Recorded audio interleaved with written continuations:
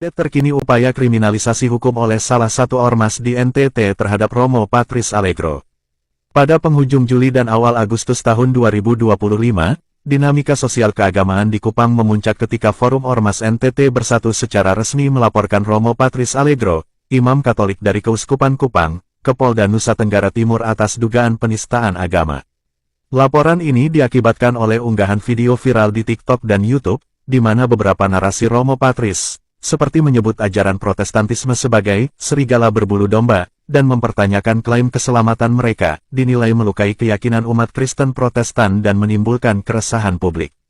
Dalam laporan resmi, Forum menyatakan bahwa niat mereka bukan sebagai aktor sektarian, melainkan sebagai penjaga kerukunan lintas agama, mengaku bertindak atas keresahan yang muncul akibat komentar publik tersebut, yang menurut mereka telah melampaui batas etis dalam relasi antarumat beragama di NTT yang terkenal toleran.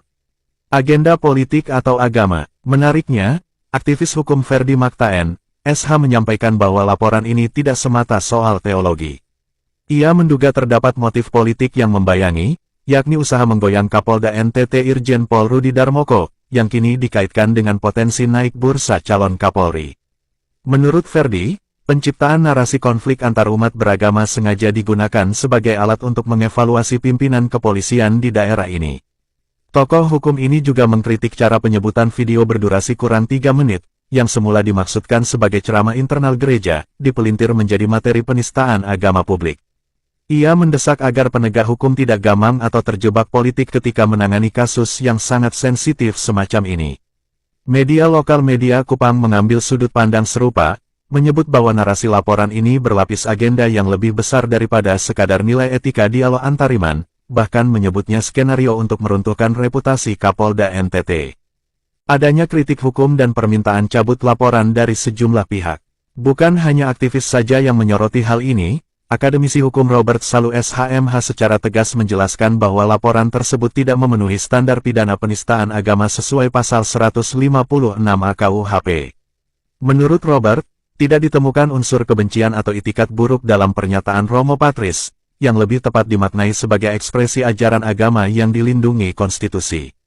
Ia memperingatkan bahwa pelaporan semacam ini justru bisa menciptakan ketegangan dan membatasi kebebasan berekspresi terkait perbedaan tafsir keagamaan. Beberapa tokoh lintas iman muncul memberikan tanggapan serupa.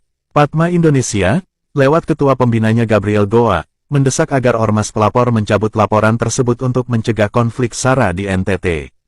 Gabriel menegaskan bahwa NTT dikenal sebagai wilayah toleransi, dan laporan ini justru bisa merusak harmoni yang telah lama dibangun antara berbagai agama dan kelompok sosial.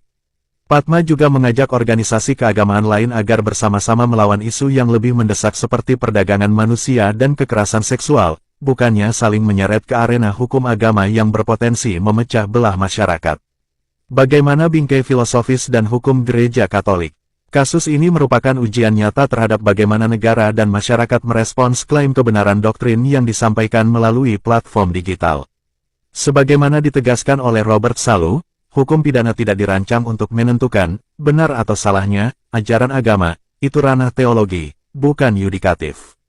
Perbedaan tafsir keagamaan, selama tidak mengandung kebencian atau ajakan kekerasan berbasis SARA, merupakan hak konstitusional warga negara dalam kebebasan beragama UUD 1945 pasal 28E. Dari perspektif Katolik, ini menegaskan pentingnya menanggapi kritik doktrinal melalui dialog, bukan melalui tuntutan hukum. Apa yang disampaikan Romo Patrice, sebagaimana bisa dilacak secara utuh melalui aneka video baik di akun TikTok, YouTube, maupun Facebooknya bukan propaganda kebencian, melainkan klarifikasi historis dan teologis tentang posisi gereja Katolik sebagai pemegang utuh kebenaran iman Kristen dalam perjalanan sejarah kekristenan selama 1500 tahun, yang kemudian ditentang oleh seorang mantan imam Katolik pemberontak, Martin Luther pada abad ke-16 yang menyimpangkan ajaran itu. Apa yang disampaikan Romo Patrice juga bukan opini pribadinya, tetapi apa yang ditegaskan oleh Konsili Trente terkait ajaran Luther. Ketegasan Romo Patrice ini bukanlah ajaran baru, melainkan penerapan tradisi apologetis gereja yang selama berabad-abad tidak menghindari penyampaian publik atas asas kebenaran afirmatif. Namun demikian, gereja juga mengajarkan bahwa veritas in caritate, kebenaran harus disampaikan dalam kasih, dan tidak bertujuan memperbudak hati orang lain, melainkan memanggilnya kepada kebebasan iman sejati. Hingga saat ini, belum ada penetapan tersangka dari Polda NTT dan pelaporan berada di tahap administrasi awal. Ini memberi ruang bagi dialog restoratif dan pendekatan damai daripada eskalasi hukum yang dapat merusak pluralisme. Akhir kata, kasus ini tidak hanya soal seorang imam dan pernyataannya, tetapi soal apakah demokrasi keagamaan Indonesia cukup dewasa untuk membedakan antara kritik doktrinal dan ujaran kebencian, antara penegakan hukum dan kriminalisasi keyakinan, antara perbedaan tafsir dan intoleransi. Jika negara menjadikan hukum sebagai alat untuk membungkam diskursus iman, maka ruang bagi kemurnian argumentasi teologis bisa saja meredup aneka prasangka. Sebaliknya, dialog yang terbuka namun berhati nurani mampu menjaga keragaman tanpa kehilangan identitas. Inilah tantangan kita hari ini, apakah kita akan membiarkan ketakutan menjadi hakim atas iman, atau kita bersama-sama menjaga agar kebenaran iman tetap bersinar via diskursus teologis atau kriminalisasi. Salve.